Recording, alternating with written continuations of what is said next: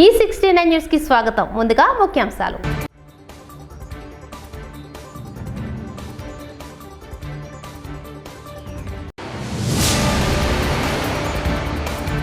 పోలవరంలో సీఎం చంద్రబాబు పర్యటన.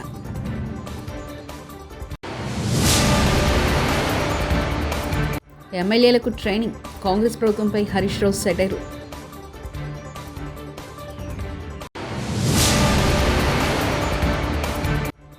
మోహన్ బాబు వివాదంపై స్పందించిన రాచకొండ సిపి. పదవుల కోసం కాంగ్రెస్ పార్టీ రాజ్యాంగాన్ని అగౌరవపరిచిందని కేంద్ర ఆర్థిక శాఖ మంత్రి నిర్మలా సీతారామన్ విమర్శించారు. సోమవారం రాజ్యసభలో సంవిధాన్ గౌరవ్ యాత్ర పేరిట చర్చలో భాగంగా భారత రాజ్యాంగంపై మంత్రి నిర్మలా సీతారామన్ ప్రసంగించారు. ఈ సందర్భంగా గత కాంగ్రెస్ పార్టీ పాలనపై నిప్పులు చెరిగారు. కేవలం కుటుంబ లబ్ధి కోసమే రాజ్యాంగ సవరణలు చేసిందన్నారు. I feel humbled that this opportunity has been given to me. I thank the entire House and seek your indulgence if I come up with some thoughts which I'd like to share, which any member could have a difference of opinion. But I start again by paying homage to all the 389 members of the Constituent Assembly. Andhra Pradesh ముఖ్యమంత్రి నారా చంద్రబాబు నాయుడు ఇవాళ సోమవారం పోలవరంలో పర్యటిస్తున్నారు. Polavaram project hill view హెలిప్యాడ్కు చేరుకున్నారు. అక్కడి నుంచి hill view point నుంచి project పరిశీలించనున్నారు. Project పనుల గురించి సీఎం చంద్రబాబు అధికారులకు వివరించారు. పోలవరం పనులపై అధికారులు ఇంజనీర్లతో చంద్రబాబు సమీక్ష చేయనున్నారు. ప్రాజెక్టు పురోగతి, నిర్వాసితుల పునరావాసంపై చర్చించనున్నారు. సమీక్ష తర్వాత పోలవరం పనుల షెడ్యూల్ను సీఎం చంద్రబాబు విడుదల చేయనున్నారు. డయాఫ్రమ్ వాల్, ఎర్త్కమ్ రాక్ఫిల్ డ్యాం, ఇతర నిర్మాణ పనులపై షెడ్యూల్ విడుదల చేయనున్నారు. రోడ్డు మార్గాన ప్రాజెక్టు పనుల పురోగతిని పరిశీలించేందుకు సీఎం చంద్రబాబు బయలుదేరారు. సమీక్షలు చేశాం. సోమవారాన్ని పోలవరంగా చేసుకుని సమీక్షలు చేశాం. ఇన్ని చేస్తే గడిచిన ప్రభుత్వం 2019 రావడం, 19లోనే వస్తానే ఆర్డర్స్ ఇష్యూ చేశారు. పోలవరం కాంట్రాక్టర్ని మారుస్తున్నామని బలవంతంగా జూలై 29, 2019లో నోటీసులు ఇచ్చి సైట్ నుంచి వెళ్ళిపోవాలని చెప్పి ఆదేశాలు ఇచ్చారు. కాంట్రాక్టర్ని పంపించారు, ఇంజనీర్ని ట్రాన్స్ఫర్ చేశారు.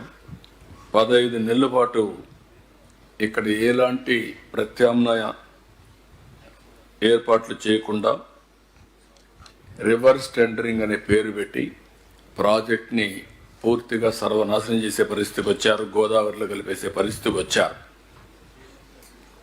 మనం ముందే చెప్పాను నేను, ఈ ప్రాజెక్టులో 50 లక్షల క్యూసెక్స్ ఆఫ్ వాటర్ డిశ్చార్జ్కి మనం నిర్మాణాలు చేస్తున్నాం. నదిని డైవర్ట్ చేస్తున్నాం. నది మీద పోతూ పక్కకు తిప్పి స్పిల్వేస్ ఇవన్నీ తీసుకొచ్చాం. అలాంటి ముఖ్యమైన ప్రాజెక్టులో డయాఫామ్ వాల్ కట్టి వదిలిపెట్టాం. కాఫర్ డ్యాములు పూర్తయ్యే సమయం, ఇంకొక చాలా తక్కువ పని కానీ కంప్లీట్ చేసుంటే ఆ ఏజెన్సీ ఉంటే అతని బాధ్యత. పీపీఏ చాలా స్పష్టంగా చెప్పారు. ఇంత మునుపు కూడా అనుభవం ఉంది.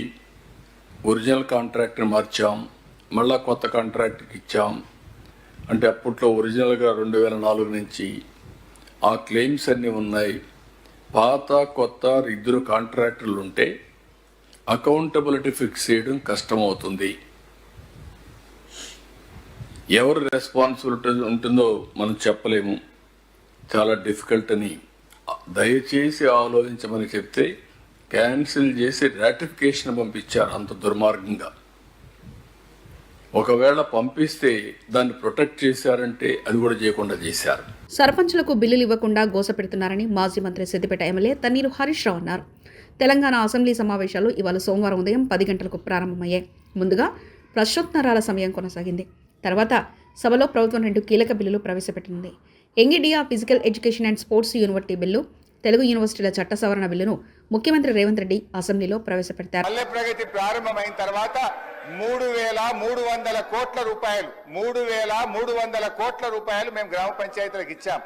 ఒకవేళ మీరు ఆ పద్ధతిని కొనసాగించుంటే నెల 275 కోట్లు ఇచ్చుంటే ఇవాళ ఈ బకాయిలు ఉండేటియే కాదు అనేటువంటి విషయాన్ని మనం చేస్తా ఉన్నా. ఇవాళ కాంగ్రెస్ పార్టీ ఈ సర్పంచుల పాలిట పేద కాంట్రాక్టర్లు ఎంపీటీసీలు జెడ్పీటీసీల పాలిట ఈ హస్తం గుర్తు భస్మాసుర హస్తమై కూర్చున్నది. ఇవాళ వాళ్ళ ఉసురు పోసుకుంటున్నారు. సో దయచేసి మంత్రి గారిని నేను స్పష్టంగా అడిగా, సంవత్సర కాలంలో మీరు క్లియర్ చేయలేదు. ఒక్క నవంబర్లో బడా కాంట్రాక్టర్లకు 1200 ఇచ్చారు. అందులో సగం ఇస్తే సర్పంచ్ల బిల్లులు క్లియర్ అవుతుండే. ఎప్పట్లోకి ఇస్తారో స్పష్టంగా చెప్పండి అంటే త్వరలో ఇస్తాం, చూస్తాం, చేస్తామన్నారు. ఏడాది అయినాక కూడా చూస్తాం, చేస్తామనేటువంటి మరి బాధ్యతారహితమైన సమాధానం మంత్రి గారి నుంచి వచ్చినందుకు ఈ సభ నుంచి మా తీవ్ర నిరసన శాసనసభను తప్పుదోవ పట్టిస్తున్నారని, తాము సభా హక్కుల ఉల్లంఘన నోటీస్ ఇచ్చామని బీఆర్ఎస్ వర్కింగ్ ప్రెసిడెంట్ మాజీ మంత్రి కల్వకుంట్ల తారక రామారావు తెలిపారు. సోమవారం ఆయన అసెంబ్లీ లాబీ వద్ద మీడియాతో చిట్చాట్గా మాట్లాడారు. గతంలో సీఎం కిరణ్ కుమార్ రెడ్డిపై ఉల్లంఘన నోటీసులు ఇస్తే చర్చకు వచ్చిందన్నారు. ప్రోటోకాల్ సమస్యలను స్పీకర్కు వివరించామని, లగచర్లపై చర్చకు తాము సభాపతిని అడిగామని, బీఎస్ఈలో కూడా ఈ అంశాన్ని లేవనెత్తుతామని చెప్పారు. ఆర్బీఐ నివేదిక ప్రకారం 3.89 లక్షల కోట్లని స్పష్టత ఇచ్చిందని, గతంలో సీఎంపై తాము ఉల్లంఘన నోటీసులు ఇచ్చామని కేటీఆర్ తెలిపారు. గతంలో నాదెండ్ల మనోహర్ ఉల్లంఘన నోటీస్ అడ్మిట్ చేశామన్నారు. ఈ ప్రభుత్వం ఆర్థిక విషయంలో ప్రజలను తప్పుదోవ పట్టిస్తుందని, ప్రజలకు స్పష్టత ఇవ్వాలని తాము కోరుతున్నామని కేటీఆర్ వ్యాఖ్యానించారు. ఎంత అప్రజాస్వామికంగా అంటే తమ భూములు తాము ఇవ్వము అంటే వారి మీద కేసులు పెట్టడమే కాకుండా వారిని 3rd డిగ్రీ టార్చర్ కూడా పోలీస్ కస్టడీలో గురి చేసినారు. అక్కడ ఉండే ఎస్పీ గారికి వీడియో కాల్ చేసి వాళ్ళని కొడుతుంటే ఆయన అక్కడ తిరుపతి రెడ్డి గారు ఎస్పీ గారు చూసి ఆనందించేలాగా కరెంటు షాకులు పెట్టి 3rd డిగ్రీ టార్చర్ చేసి వాళ్ళని హింస పెట్టింది రేవంత్ రెడ్డి ప్రభుత్వం.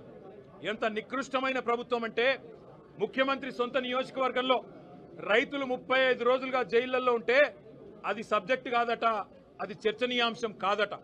కానీ పర్యాటక రంగానికి సంబంధించి చర్చ పెడతానంటున్న సన్నాసి రేవంత్ రెడ్డిని నేను అడుగుతా ఉన్నా, నీకు మనసుందా? నీకు హృదయం ఉందా? నీ నియోజకవర్గంలో నిన్ను ఓటేసి గెలిపించిన ప్రజలు, నిన్ను ఓటేసి ముఖ్యమంత్రిని చేసిన ప్రజలు జైళ్లలో ఉంటే సిగ్గు లేకుండా పర్యాటక శాఖకు సంబంధించి నేనేదో చేస్తాను, పాలసీ పెడతానంటూ ముందుకొస్తున్నావే, సిగ్గుందా అని అడుగుతా ఉన్నా. అయినా నీ ప్రభుత్వం వచ్చిన తర్వాత 2 రకాల పర్యాటకం కొనసాగుతున్నది. ఒకటేమో ఢిల్లీ పర్యాటకం, ఎక్కే విమానం దిగే విమానం తప్ప ₹1 కూడా వచ్చింది లేదు. సంవత్సర కాలంగా ముఖ్యమంత్రి 30 సార్లు ఢిల్లీ పోయినాడు, మంత్రుల్లో 70 సార్లు పోయినారు. కానీ 100 సార్లు పోయినా 100 పైసలు కూడా తెలంగాణకు తేలేని సన్నాసులు ఈ కాంగ్రెస్ ప్రభుత్వం వాళ్ళు. లగచర్ల బాధితులకు అండగా సభలో బీఆర్ఎస్ నిరసనతో సభ వాయిదా వేసిన స్పీకర్ లగచర్ల రైతుల బేడీల విషయంలో ప్లకార్డులు పట్టుకుని నిరసన వ్యక్తం చేసిన బీఆర్ఎస్ శాసనసభ్యులు ఇదేమి రాజ్యం, ఇదేమి రాజ్యం అంటూ బీఆర్ఎస్ ఎమ్మెల్యేలు నినాదాలు చేశారు. సభలో బీఆర్ఎస్ నిరసన మధ్య కొనసాగిన శాసనసభ లగచర్ల రైతులకు బేడీల విషయంలో చర్చ పెట్టాలని బీఆర్ఎస్ డిమాండ్. చర్చను ఆపేసి సభ రేపటికి వాయిదా వేసిన స్పీకర్ ఇది దొంగల రాజ్యం, దోపిడీ రాజ్యం, రైతులకు బేడీలు సిగ్గు సిగ్గు అంటూ నినాదాలు చేశారు బీఆర్ఎస్ ఎమ్మెల్యేలు.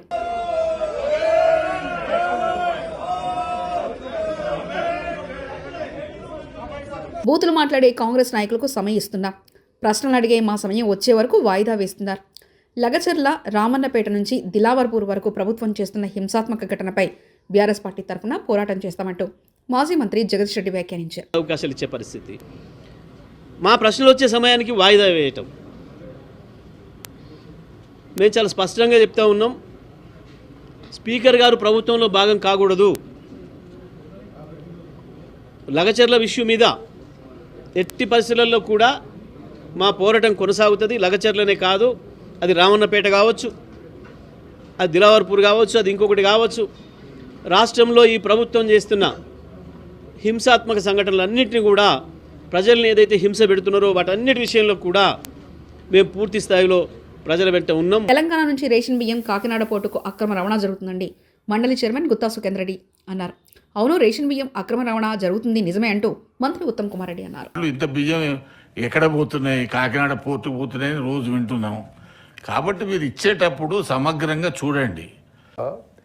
వాస్తవంగా ఈ రోజున్న పరిస్థితుల్లో పెద్ద ఎత్తున పీడిఎస్ రైస్ డైవర్షన్కి గురవుతున్న మాట ఇది వాస్తవం. అసెంబ్లీలో పవర్ కట్ అసెంబ్లీ సమావేశాల రోజే బీఆర్ఎస్ ఎల్పీలో కేటీఆర్తో చర్చిస్తుండగా అరగంటలో 5 సార్లు పవర్ కట్స్ జరిగాయన్నారు బీఆర్ఎస్ ఎమ్మెల్యేలు.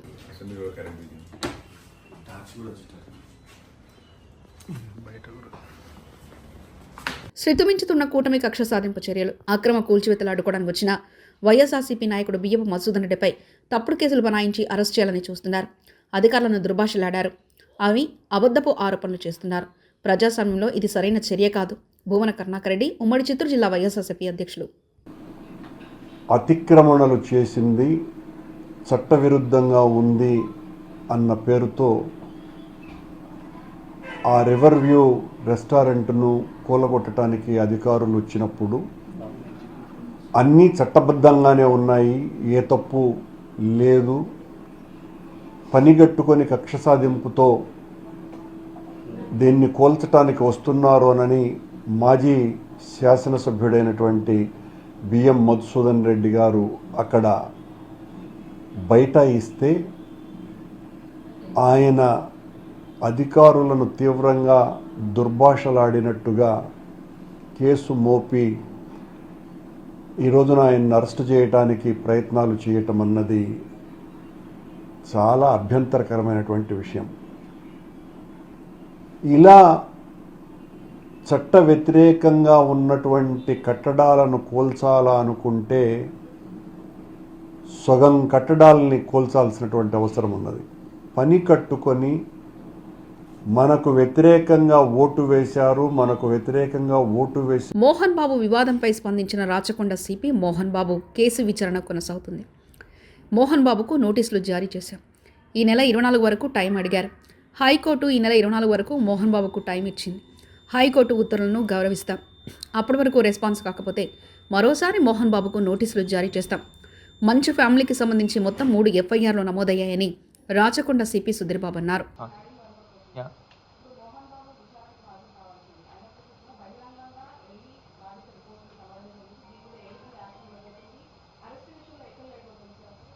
లేదు, అరెస్ట్ విషయం లేట్ ఏం కాదు. దాంట్లో మాకు ఇంకా మెడికల్ సర్టిఫికేట్ అవన్నీ తీసుకోవాల్సి ఉంది. దాని తర్వాత మేము ఆయన నోటీస్ ఇచ్చాము. ఆయన 24th వరకు టైం అడిగారు. Maybe out of is concern for him ఈ వెంట్ దేర్. దానికి మేము పర్సే మేము అగేన్స్ట్ చూపించలేము. కాకపోతే ప్లస్ ఆయన ఇంజూర్డ్ అయినాడు కాబట్టి ఆయన వల్ల వెళ్ళుంటారు. కానీ చట్టం ఏ ప్రకారం ఏది తీసుకుంటే అది మేము తప్పకుండా చర్య తీసుకుంటాం. ఏపీ నుంచి 3 రాజ్యసభ సభ్యులుగా ప్రమాణం. ఏపీ నుంచి ఎన్నికైన 3 నేతలు రాజ్యసభ సభ్యులుగా ప్రమాణం చేశారు. రాజ్యసభలో చైర్మన్ జగదీప్ ధనఖండ్ వారి చేత ప్రమాణం చేయించారు. రాష్ట్రం నుంచి ఖాళీ అయిన 3 రాజ్యసభ స్థానాలకు ఇటీవల జరిగిన ఉప ఎన్నికల్లో టీడీపీ నుంచి బీదా మస్తానరావు, సానా సతీష్ బాబు, బీజేపీ నుంచి ఆర్ కృష్ణయ్య ఏకగ్రీవంగా ఎన్నికైన విషయం తెలిసిందే.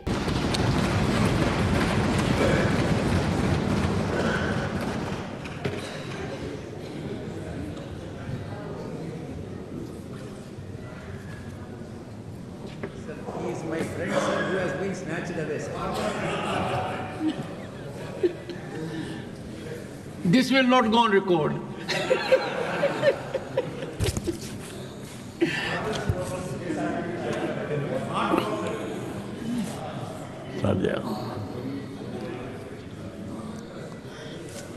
యాగా కృష్ణయ్యను నేను రాజ్యసభ యొక్క సభ్యునిగా ఎన్నుకోబడిన వాడనై శాసనం ద్వారా స్థాపితమైన భారత సంవిధానం పట్ల యథార్థమైన శ్రద్ధానిష్టలను కలిగిందుననియు భారతదేశం యొక్క సార్వభౌమతను మరియు అఖండతను సమర్థించుననియు నేను చేపట్టనున్న కర్తవ్యంను శ్రద్ధాపూర్వకంగా నిర్వహించుననియు దైవ సాక్షిగా ప్రమాణం చేయుచున్నాం.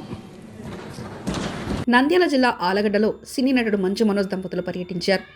ఆలగడ్డ మాజీ ఎమ్మెల్యే భూమా శోభా నాగిరెడ్డికి నివాళులర్పించేందుకు మంచు మనోజ్ ఆయన సతీమణి భూమా మోనిక ఆలగడ్డ చేరుకున్నారు. శోభా నాగిరెడ్డి సమాధి వద్ద పుష్పాంజలి ఘటించారు.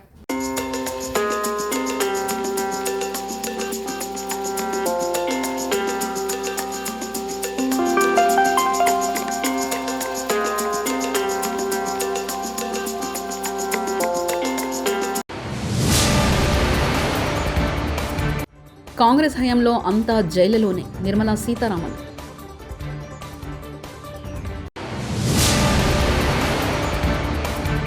పోలవరంలో సీఎం చంద్రబాబు పర్యటన.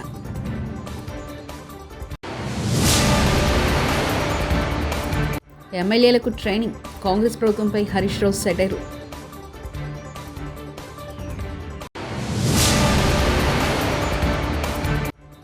మోహన్ బాబు వివాదంపై స్పందించిన రాచకొండ సిపి. ఈ 69 న్యూస్ ఇంతటితో సమాప్తం. చూస్తూనే ఉండండి ఈ 69 న్యూస్.